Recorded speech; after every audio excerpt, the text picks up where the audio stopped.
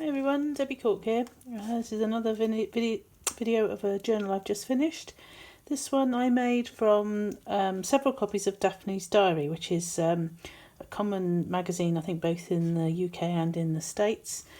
I really like it, but I really didn't want to keep all of the magazine, and the pages are lovely. The colours are lovely, some lovely images in them, and so what I decided to do was to cut out all the images that I wanted and any of the patterns or anything else I liked, and then use any remaining pages as the pages for the journal themselves. So this is made entirely of those. And then what I did was I made some Franken type paper for the cover with the strips that were left over as well. So that's also from the magazine. So we'll have a flip through so you can see what I did. The cover I made from 2 sheets of Franken paper that I stuck together with just a piece of paper in between, so it has become quite stiff, which is nice. And then I did put a coat of varnish on the top, but I'm not sure it made an awful lot of difference. It has 3 signatures in it, and I've used the fishing twine so that it doesn't interfere with the pattern on the spine.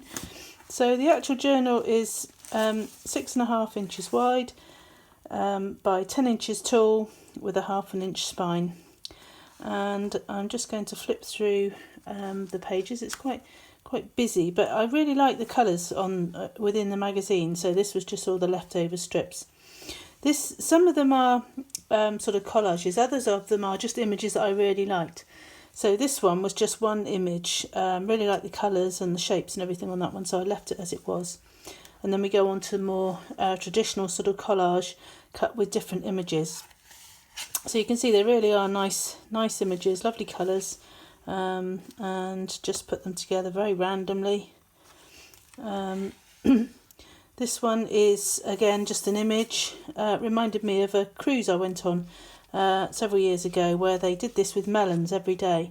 This carving with melons. It's not something you see very often, but it's rather nice. So I sort of chose them in colours for mainly for the double page spreads across, so that they sort of went together. But it really does give a nice feel as you flip through.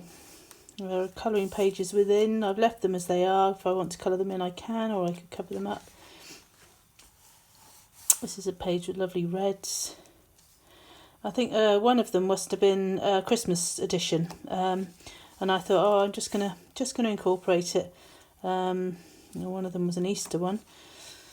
So the back of the carving of the watermelon, and again this was just an image that I really liked.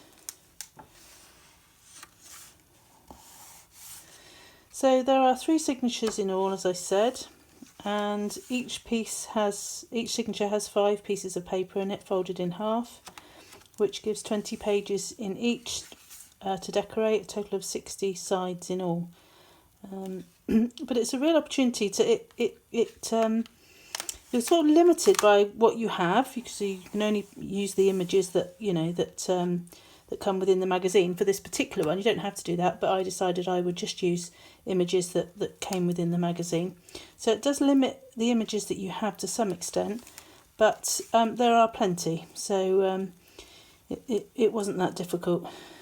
This was actually a piece that was I really liked the pattern, and it was actually, I think it's in about 3 pieces. I meant to make a patchwork just to fit the space for there. But the colours of this are lovely, and they have lovely borders around the sides of their pages, which is what I use for the cover. So really nice combination of elements to use. There's a slightly brighter page, and you can just keep adding or stop when you want to. These were some stickers within quite often the stickers come, so I just added the stickers to a page. There's obviously recipes within it and food, which are always nice. Lovely colours on that one. So if you haven't had a go at glue booking, this is another really easy one to do. Just cut the magazines up, fold any pages that you haven't used in half and start really. You can either sew it straight away and then add your images, or you can add the images and sew it afterwards, which is what I did, because I think sometimes it's a bit easier, and I think you get a neater edge down the middle, but it doesn't really matter. The result is more or less the same. Again, that's just one image, and there's the back cover. So these are just the strips that were left over from the pages, and you can cut them up.